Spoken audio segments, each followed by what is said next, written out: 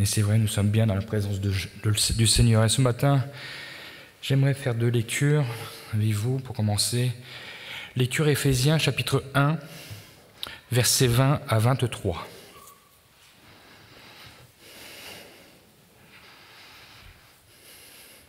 Éphésiens, chapitre 1, versets 20 à 23.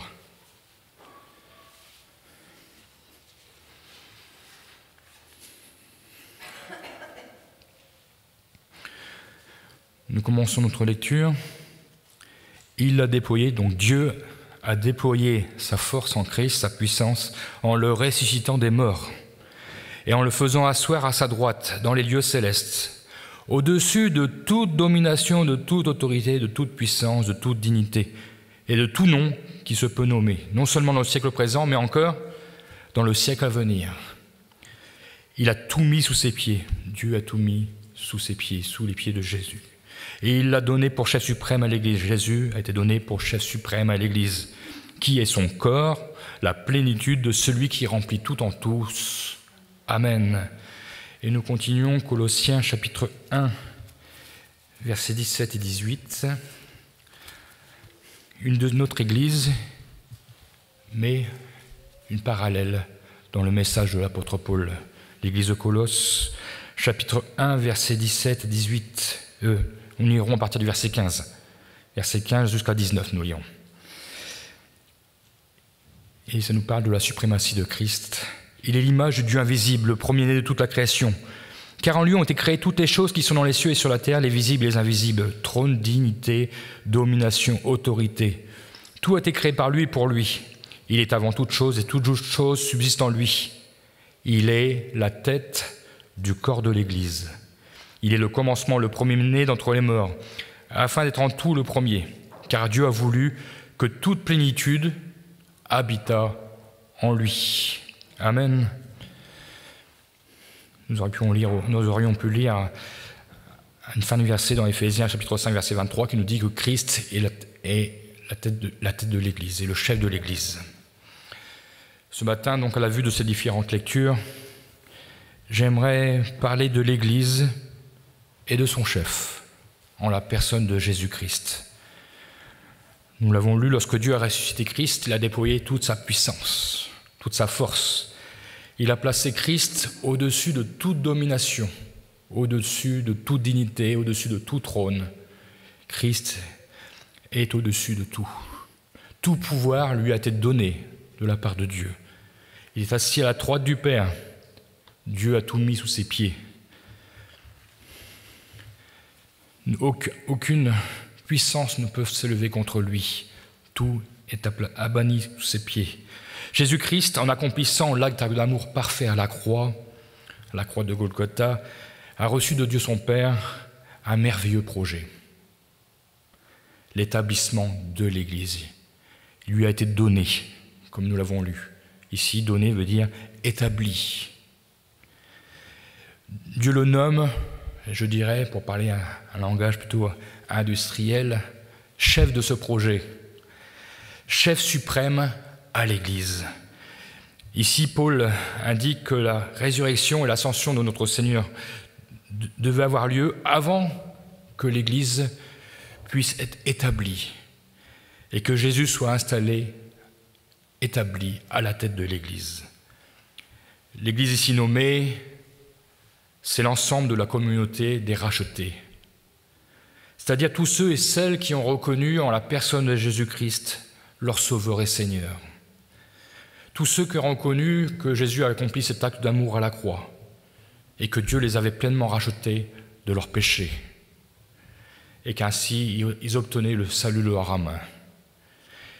Il fallait que la résurrection et l'ascension aient lieu afin que Jésus puisse pleinement exercer, au début, on pourrait dire, un ministère éternel de souverain sacrificateur en faveur des siens, en faveur de son Église. Lors de son ministère terrestre, Jésus déjà avait introduit l'idée de l'Église. Lorsqu'il parlait avec l'apôtre Pierre, cette Église qui serait la communauté de peuple de Dieu, dans Matthieu 16,18, il disait à l'apôtre Pierre « Je bâtirai mon Église ». Et dans cette Dans ce projet, il incluait déjà l'apôtre Pierre. Et sur cette pierre, tu es Pierre, et sur cette pierre, je bâtirai mon Église. Mais Christ est le chef de l'Église. Le chef, c'est la partie qui dirige le corps dans son entier. Par définition, un chef est la personne qui est à la tête, et la personne qui dirige, qui commande, qui gouverne. Le chef est celui qui donne ses instructions, afin que les objectifs fixés soient atteints. Que ce soit dans le domaine de la vie, tout chef, pour atteindre les objectifs, va donner des consignes, va donner des instructions, afin que les missions confiées soient pleinement remplies. Par exemple, si nous prenions l'exemple d'un chef d'État, même si aujourd'hui c'est difficile pour le chef d'État, s'il veut rester fidèle à son projet, il devra faire en sorte que ses consignes soient respectées. Tout comme un chef de service dans une entreprise. Le travail devra effectuer en respectant certaines règles, certains critères, certaines conditions. Il y a des règles, et si elles ne sont pas respectées, les objectifs ne seront pas atteints, et les missions pas remplies. Quel est l'objectif de l'Église? Je dirais, quel est l'un des objectifs de l'Église? Parce que l'Église a beaucoup d'objectifs.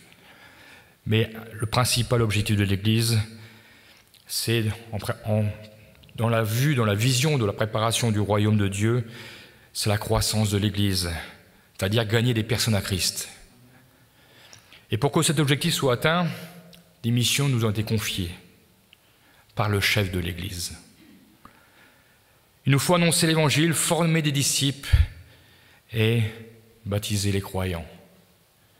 L'ordre de mission, nous le retrouvons dans Matthieu, chapitre 28, verset 19.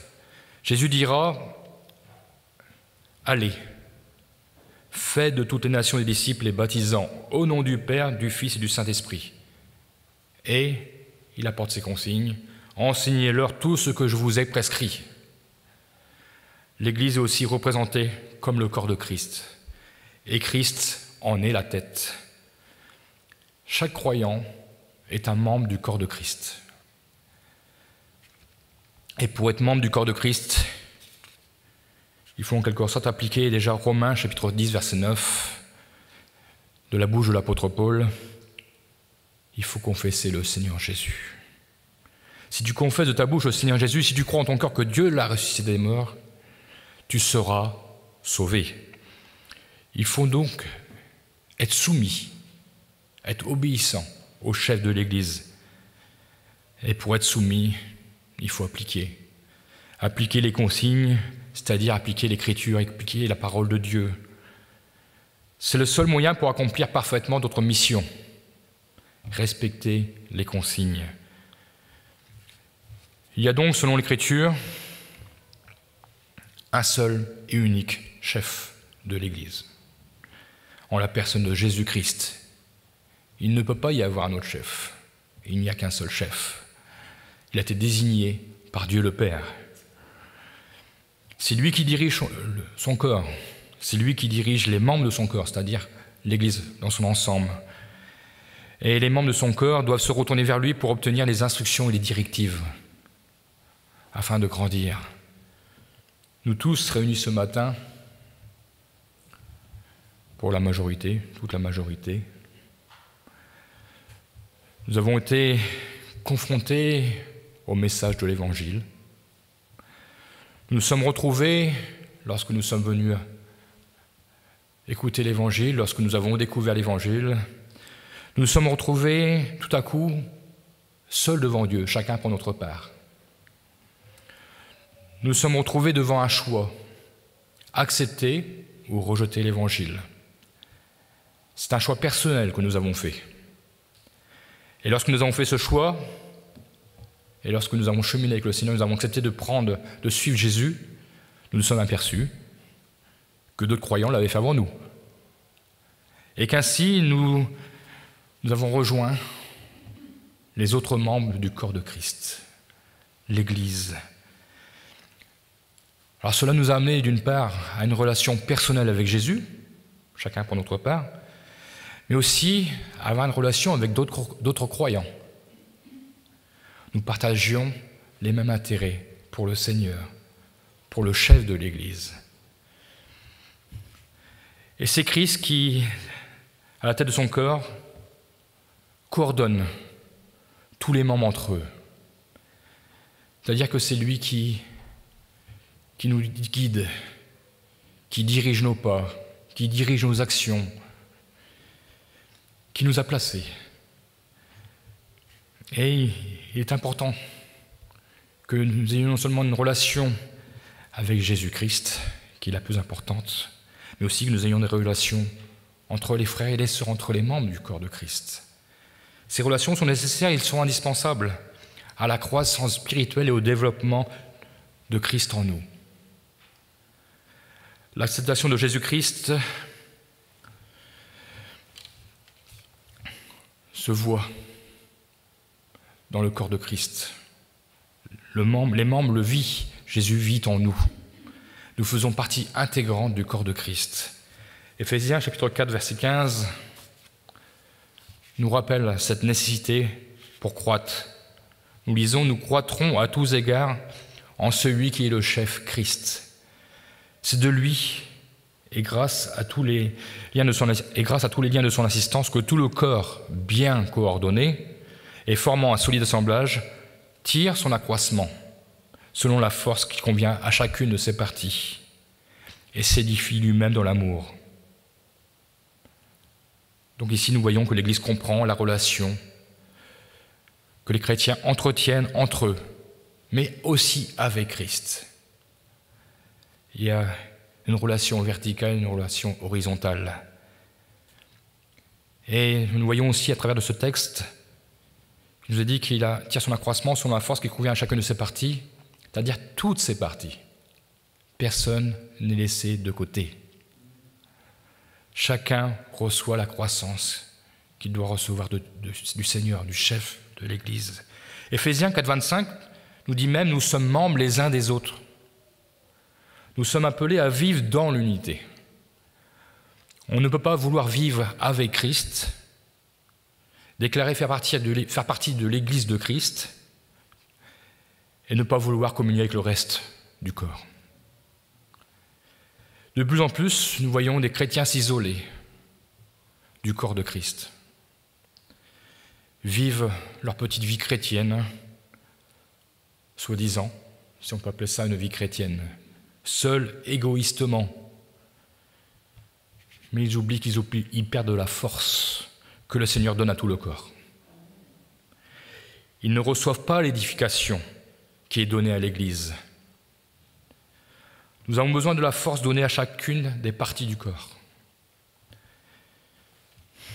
Et comme nous l'avons lu, c'est de l'amour que nous nous édifions. C'est le ciment qui nous unit les uns aux autres, l'amour de Dieu, déversé en la personne de Jésus-Christ.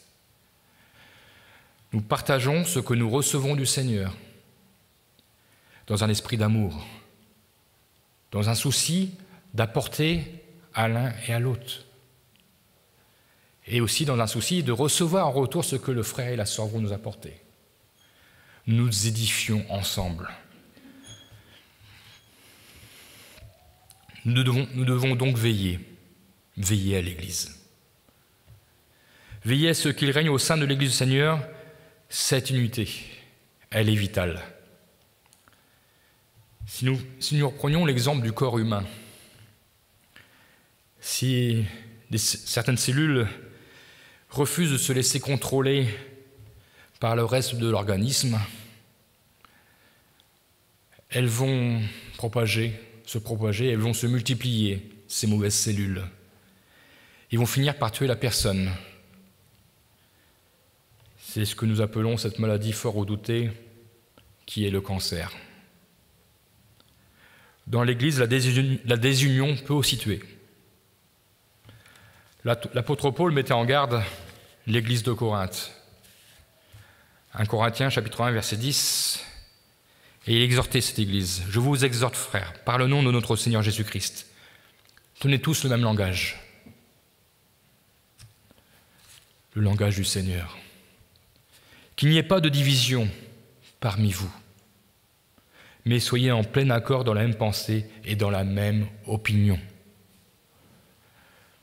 Le fait d'appartenir à un même corps peut nous amener aussi à assumer des responsabilités, parfois peut-être qui vont nous emmener au-delà de nos choix personnels, qui vont nous demander des efforts.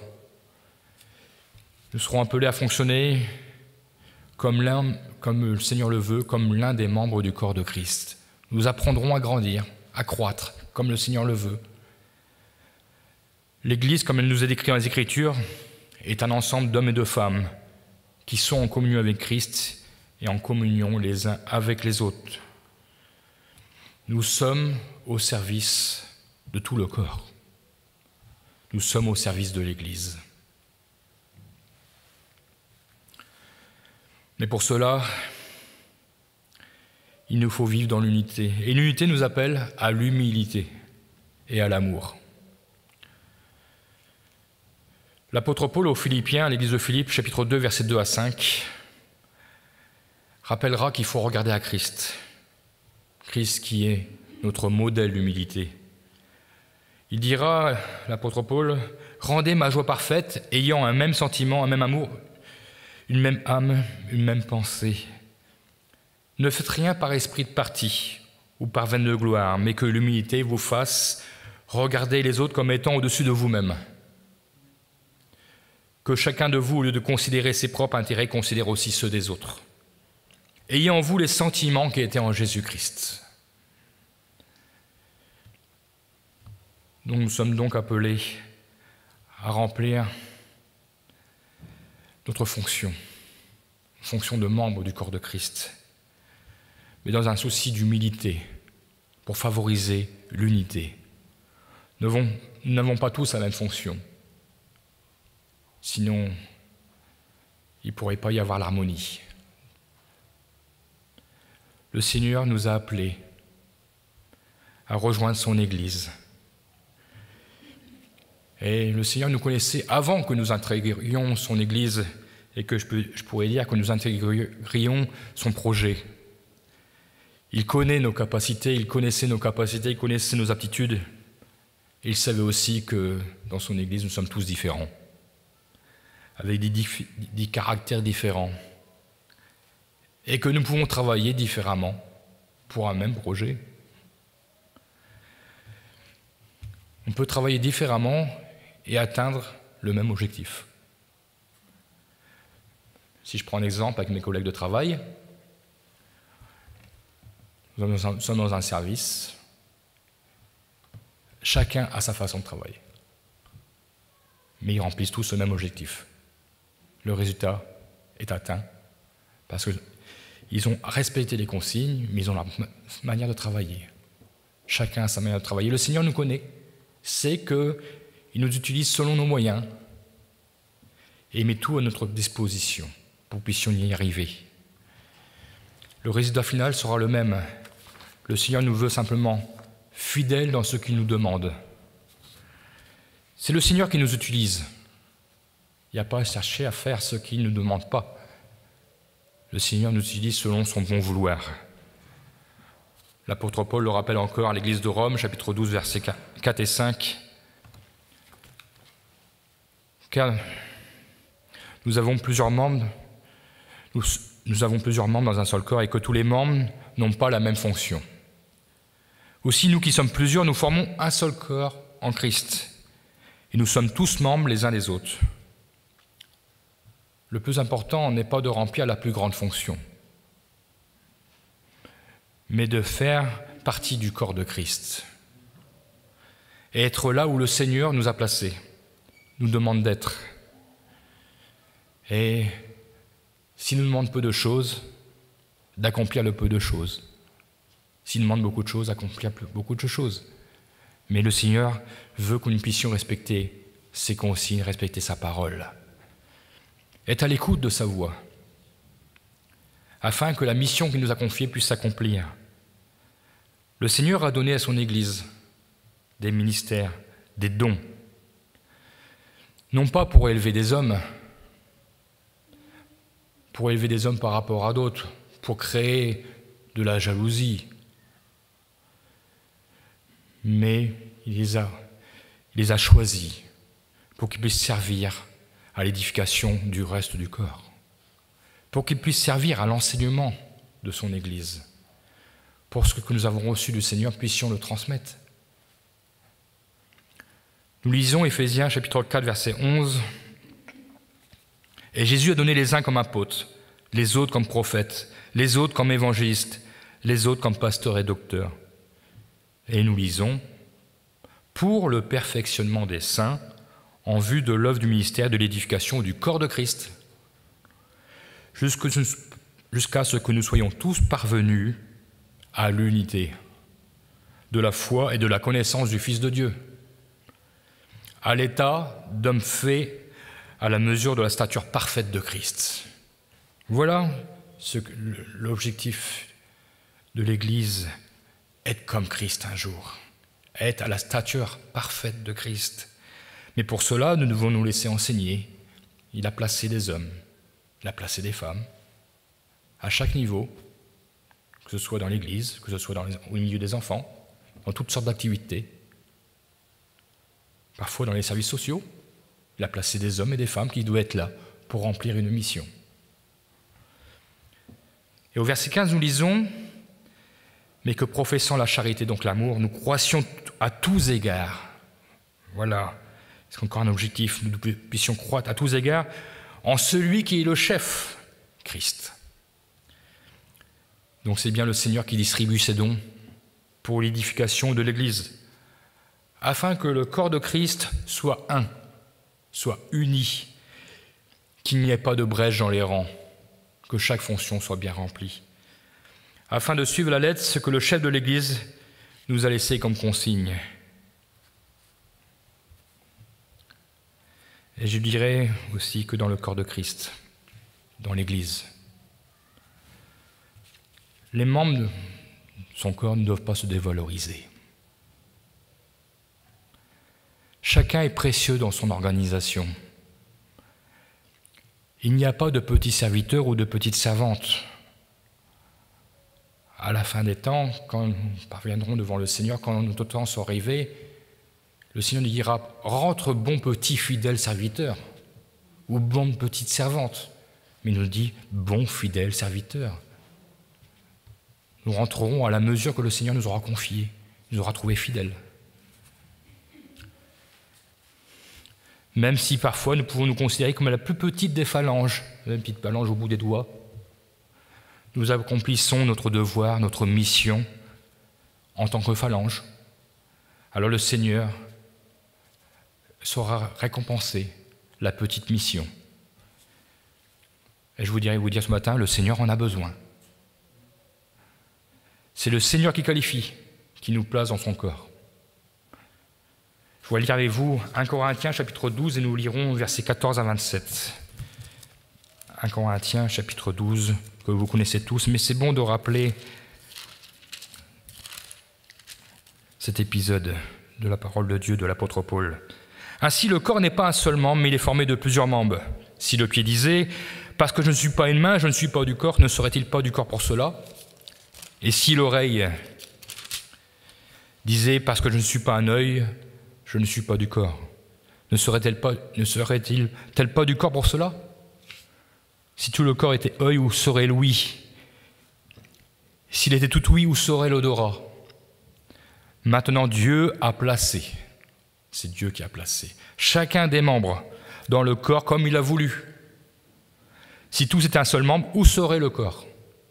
Maintenant donc, il y a plusieurs membres et un seul corps. L'œil ne peut pas dire à la main « Je n'ai pas besoin de toi ». Ni la tête dire aux pieds « Je n'ai pas besoin de vous ». Mais bien plutôt, les membres du corps qui paraissent être les plus faibles sont nécessaires. Et ceux que nous estimons être les moins honorables du corps, nous les entourons d'un plus grand honneur. Ainsi, nos membres les moins honnêtes reçoivent le plus d'honneur.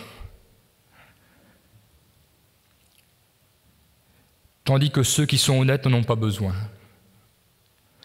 Dieu a disposé le corps de manière à donner plus d'honneur à ceux qui en manquaient, afin qu'il n'y ait pas de division dans le corps,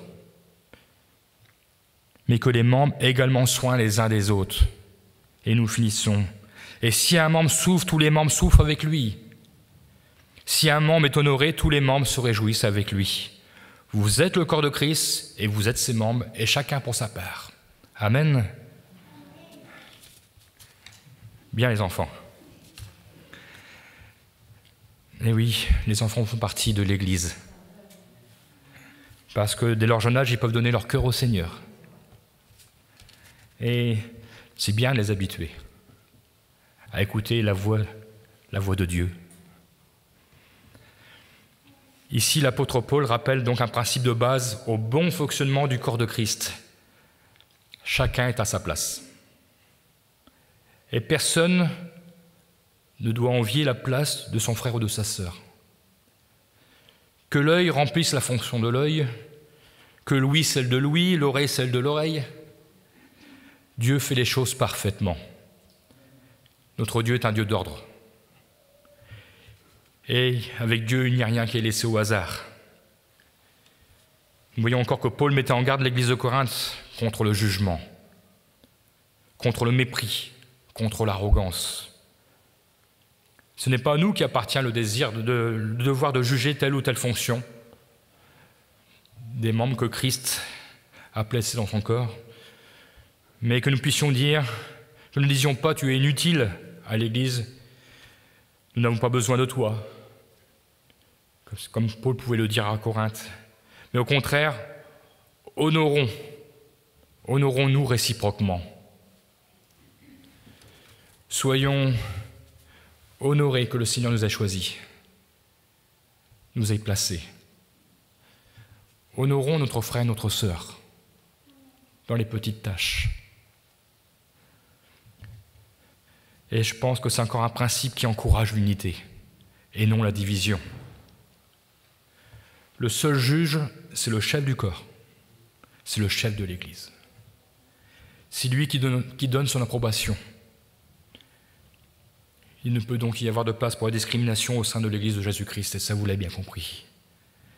C'est la tête qui a qualifié les membres, qui leur a attribué leurs fonctions. C'est la tête qui dirige toutes les actions, aussi petites soient-elles. Aujourd'hui, parfois nous sommes attristés d'entendre certaines choses. Certains, pourrons dire, se proclament chefs. Mais c'est écrit aussi qu'il y aura des faux prophètes qui s'élèveront. Nous devons être vigilants. Parfois même, au nom d'une certaine éthique biblique, de leur vérité, ou détenant la seule vérité, se permettront de recruter, parce que ça s'appelle du recrutement, pour diviser les églises.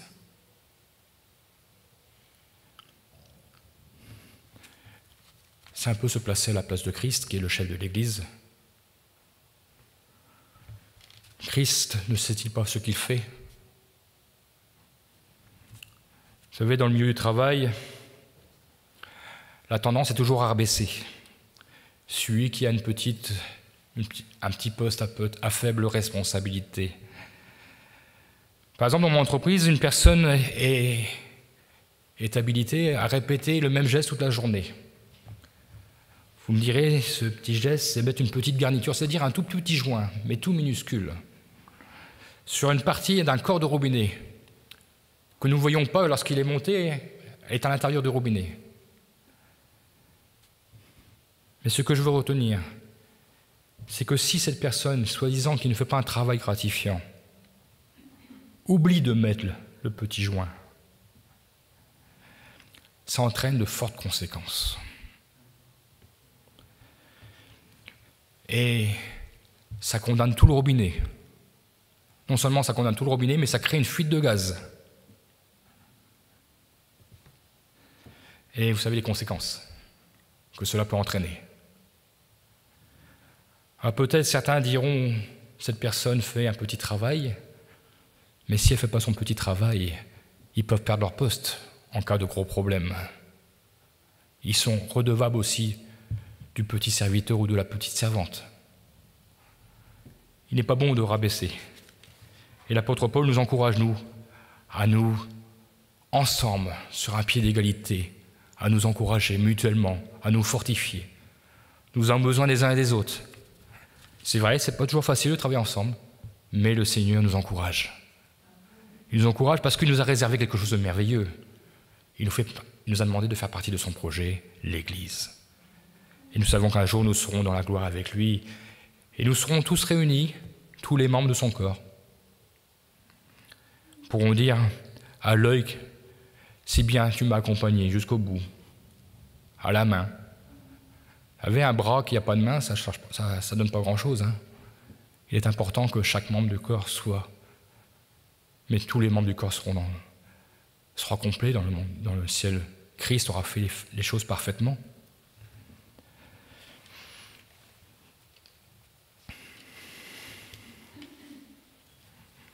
Il est important de remplir sa fonction, si petite soit-elle, parce qu'elle a son importance aux yeux du Seigneur.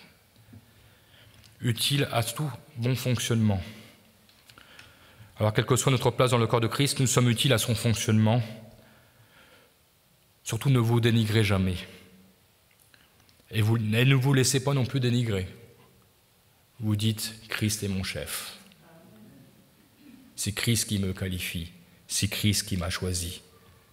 Et si on venait vous dire que vous n'êtes pas membre du corps de Christ, demandez l'approbation du corps de Jésus, du chef de l'Église. C'est lui qui connaît toutes choses. Vous êtes précieux dans le projet de Dieu. Tous les membres du corps de Christ sont appelés à vivre en harmonie. Alors là, il peut y avoir une harmonie joyeuse ou une harmonie triste. Certaines périodes, des membres souffrent. Il nous est dit qu'il faut souffrir avec. Et quand il y a un sentiment de joie à partager, il faut le partager ensemble. Le corps vit ensemble, les membres vivent ensemble. Nous sommes dépendants les uns des autres, et je dirais nous sommes contagieux. Nous apprenons la compassion, et nous développons notre empathie avec le reste du corps.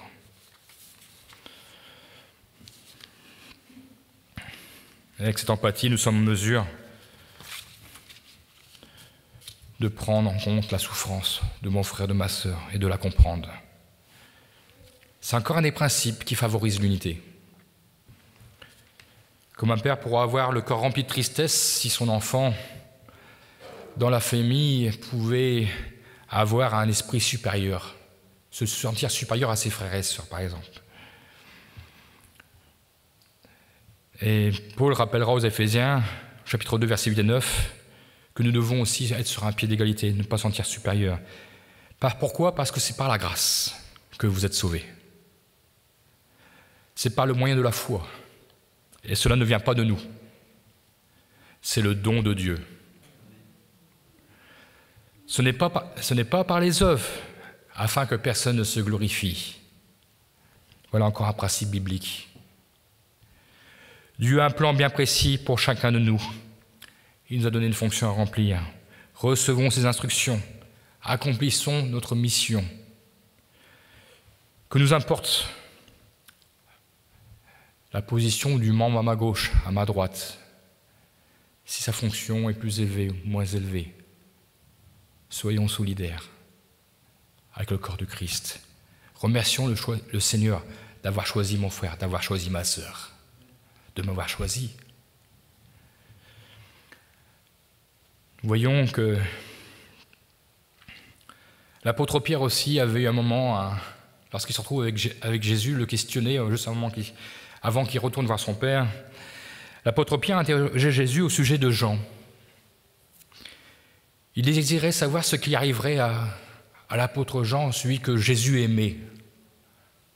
Là, on monte déjà dans la phrase, quand il parle de celui que Jésus aimait. Déjà un peu de jalousie. Jésus lui répondra à Pierre, « Que t'importe ce qui lui arrivera, que t'importe. Toi, suis-moi. » Jean chapitre 21, verset 22. « Toi, suis-moi, que t'importe. Je t'ai choisi, je t'ai placé, tu me suis, tu fais mes consignes, tu écoutes ma parole, tu appliques ma parole, et je te recevrai dans la gloire. »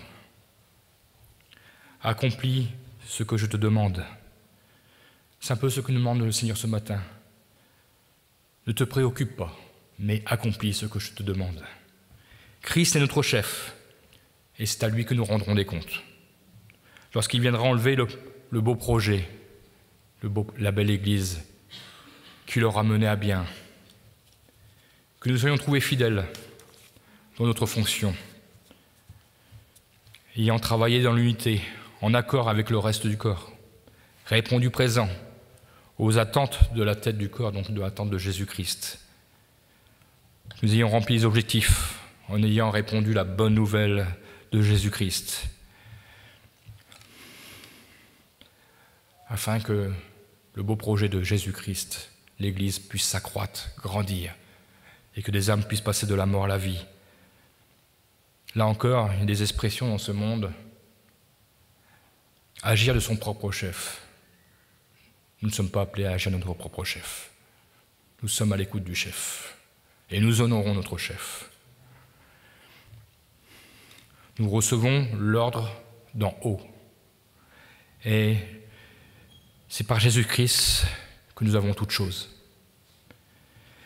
Il désire nous donner à chacun, comme il nous a été rappelé dans la conclusion du chapitre 1er que nous avons lu au verset 23, 1 Éphésiens, chapitre 1, verset 23, il veut nous donner la plénitude. Il a la plénitude, il veut la donner. C'est lui qui remplit tout en tous. Il ne fait pas de privilégiés. Il veut donner à chacun, selon sa mesure qu'il aura décidé. Honorons donc notre chef ce matin, avec un travail efficace. Et je dirais, soyons au service de la communauté, soyons au service du corps de Christ. Et je crois que les objectifs fixés par notre Seigneur seront atteints. Le Seigneur verra notre belle unité. Et si le Seigneur voit notre belle unité, la belle unité se verra aussi à l'extérieur de l'Église. Et le monde verra que c'est Jésus-Christ qui coordonne tout parfaitement. Que le nom du Seigneur soit béni. Amen. Merci Seigneur, mon Dieu, parce que tu es le chef de ton Église. Tu as tout accompli merveilleusement à la croix et lorsque tu es parti, tu as pris la place à côté de ton Père. Tout a été mis sous tes pieds. Tu es au-dessus de toute autorité, toute domination. Et tu veilles sur ton Église. Tu protèges ton Église. Tu vois chacun de nous ce matin. Nous voulons te demander, Seigneur, de nous venir en aide afin que nous puissions pleinement remplir la fonction que tu nous as donnée, la mission que tu nous as confiée. Seigneur mon Dieu, nous sommes là, à notre place, et nous voulons t'honorer. Merci, Seigneur mon Dieu, parce que nous savons de qui nous recevons les instructions. Nous ne voulons pas nous laisser troubler non plus dans les temps de la fin. Les instructions nous viennent de toi. Et tu as placé au milieu de ton Église, tu as placé des pasteurs, des serviteurs, des apôtres, des docteurs. Tu as placé des frères et des sœurs qui prophétisent, qui donnent des dons de ta part, révélation de sagesse, de connaissance, afin que nous soyons instruits. Et oui, Seigneur mon Dieu, tu nous donnes tes consignes, afin que nous puissions mener à bien le beau projet que tu nous as donné. Un jour, ton Église sera enlevée et nous serons tous ensemble dans la gloire. C'est vrai, nous travaillons déjà au royaume de Dieu. Nous travaillons. Mais Seigneur mon Dieu, cela est un beau projet que tu nous as permis de participer. Là oui, Seigneur mon Dieu, je veux aussi honorer mon frère et ma sœur.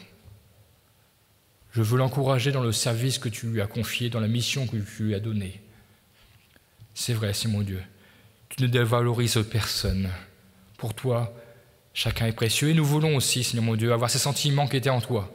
Nous revêtir de ces sentiments qui étaient en toi, te ressembler, Seigneur. Être rempli de ta compassion, de cette empathie, de comprendre la souffrance de mon frère, de ma sœur, de partager sa joie. Que nous partagions, Seigneur mon Dieu, ton œuvre, que nous partagions la beauté de ton projet, que nous nous fortifions et que nous travaillions à édifier l'Église. Seigneur mon Dieu, merci Seigneur mon Dieu, parce que c'est une joie de pouvoir te servir. C'est une joie de pouvoir croître dans ce beau projet.